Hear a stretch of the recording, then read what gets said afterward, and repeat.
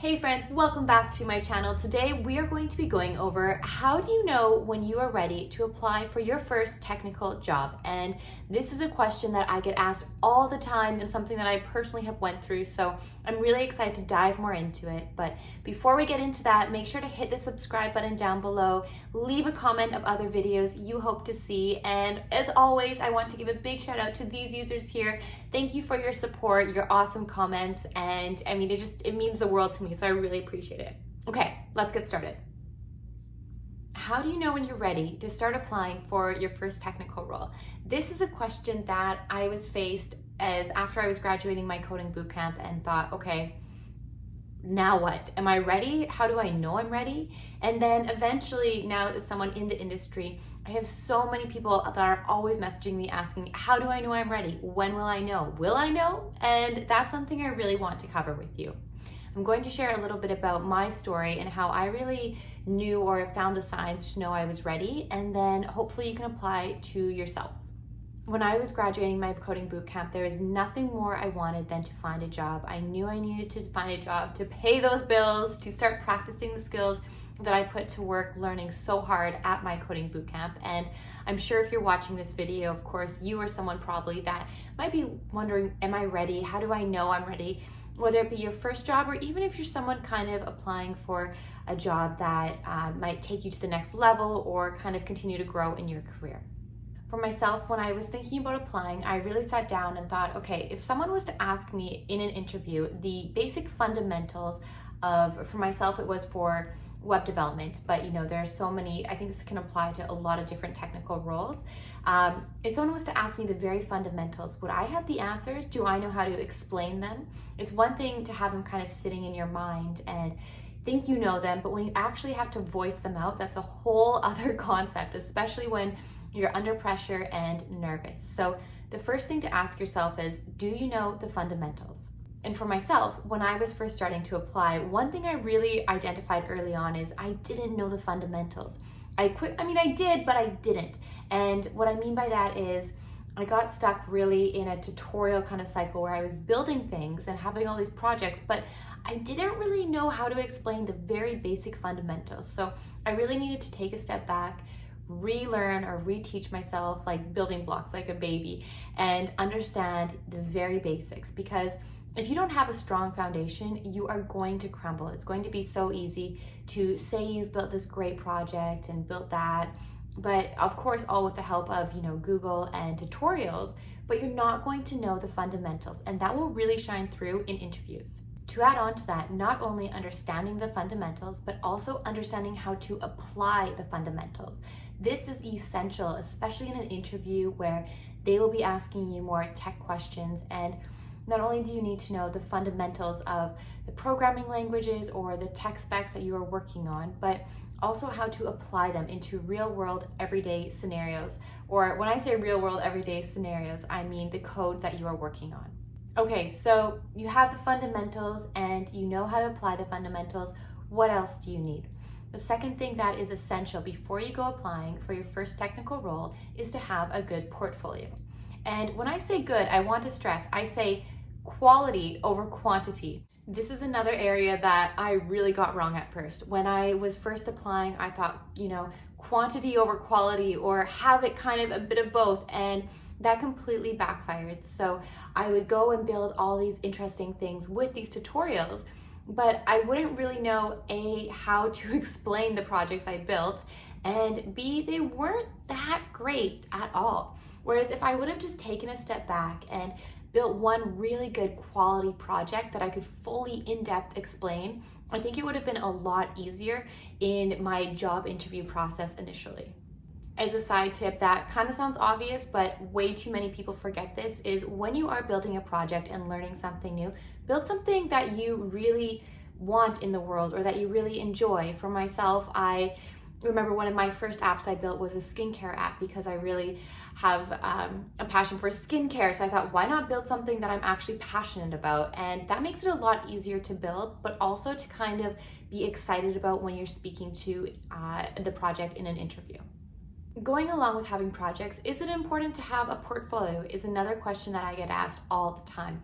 And I think especially for your first few, if not your first tech role, it is important to have it is important, not is not. It is important to have a portfolio. And the reason for that is you don't have a ton of experience on your resume related to tech, obviously, as it's your first role you're getting into. So having a portfolio is a good way to kind of show more experience. You can build the portfolio yourself, host some projects on it, and essentially your portfolio is another project on its own. And that's a great way to show that you took initiative to make your own portfolio. And it doesn't have to be this kind of crazy big portfolio. I think sometimes simple, clean, to the point is the best way to go. Employers don't have all day to look on your portfolio and kind of find the projects and what they're looking for. So just make it very simple and to the point.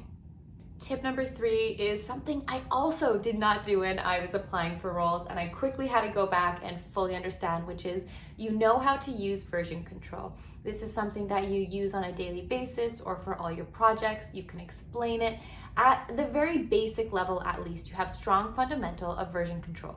And a twofold to this is you can really practice that by, say, uploading your code or your project to, say, GitHub.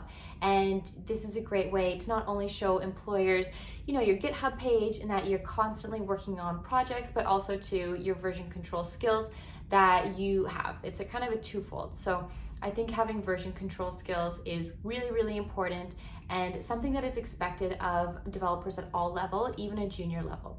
Of course, as more senior you get, you'll get more familiar with, different commands and more complex actions. However, at least when you're starting, have a good basis of that.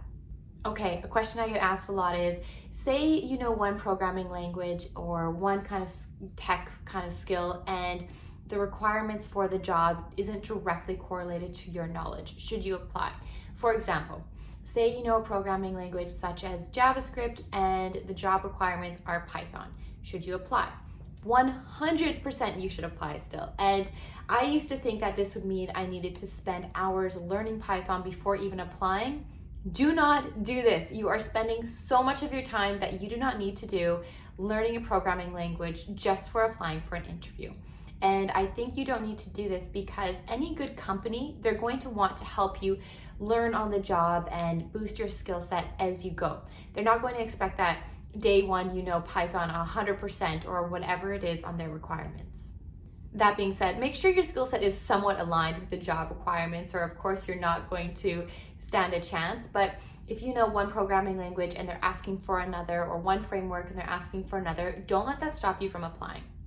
Another thing I see often on job postings is, even for junior developers or junior kind of tech level individuals, they want at least 2 years experience. And for me, that was a huge frustration. I remember thinking, what do they expect? I just graduated. How am I supposed to have experience? And for some, computer science grads, you get that through internships. But if you're someone who's just switching into the industry, it can be very frustrating because you're like, I don't have experience because I just got into this industry.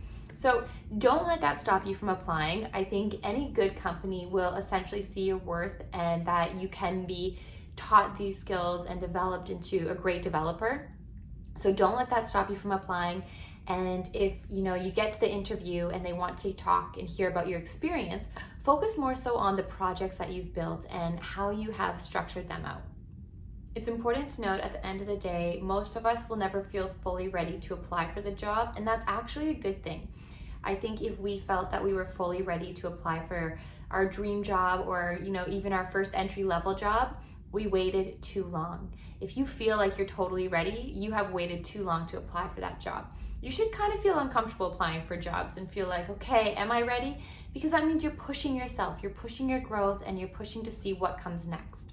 I think the job process, the whole application process to the interview process is such a learning and self-development process that you will learn so much along the way of what you know and what you don't know, what you need to spend more time on. So think of it almost as a great way to kind of develop and see where you really have strong knowledge in, and also where there are some holes in your knowledge and where you can continue to improve your skills in that.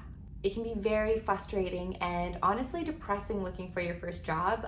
From my experience anyways, it felt like I will never get there, I will never get my first job, and I just want to say from the bottom of my heart, stick with it, keep on pushing forward, you will get the job. I promise you, if you stay consistent, you stay networking, you stay applying. For every 100 jobs you apply, even if you get interviews for 10 of those, there's still maybe one in there that you will get. It's always your first job that is the hardest. I promise you, after you get your first job, there will be recruiters knocking down your door. There will be so many messages in your LinkedIn saying, hey, we want you. That's been my experience anyways. So don't let the difficulty of getting your first job stop you, because it will be fully worth it in the end. I hope this has helped you if you are someone who is applying for your first tech role and kind of feeling down or feeling like it's never going to happen. It definitely is.